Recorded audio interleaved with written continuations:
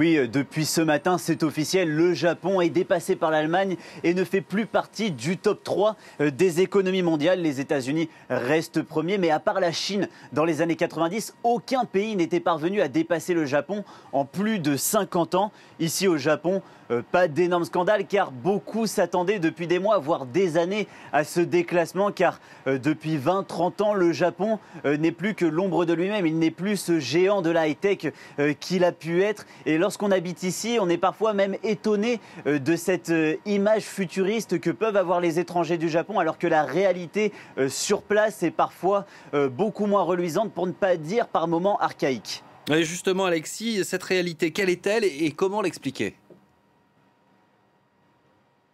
Eh bien, cette chute du Japon, c'est avant tout l'histoire d'un géant de l'industrie high-tech qui s'est trop reposé sur ses acquis. Beaucoup s'en rappellent, jusqu'au début des années 90, le Japon, c'est le pays du futur sur la planète. Ils inventent le premier TGV dans les années 60, puis des consoles de jeux avec Nintendo ou Sony, le premier baladeur Walkman pour écouter la musique, ou même le QR code que nous avons tous utilisé pendant la pandémie. Et c'est ici, au Japon, qu'il a été inventé par un sous-traitant de Toyota qui voulait suivre les pièces automobiles détachées. Mais depuis la bulle économique qui a frappé le pays à la fin des années 80, le Japon a peur. Il ne fait plus ces investissements audacieux qui ont fait son succès auparavant. Il a perdu des parts de marché et aujourd'hui, pour l'intelligence artificielle ou la robotique par exemple, ce n'est plus le Japon qui donne le ton, mais plutôt les États-Unis ou la Chine. Ici, même si elle est largement sous contrôle d'acteurs japonais, la dette est 2 fois supérieure, plus de 2 fois supérieure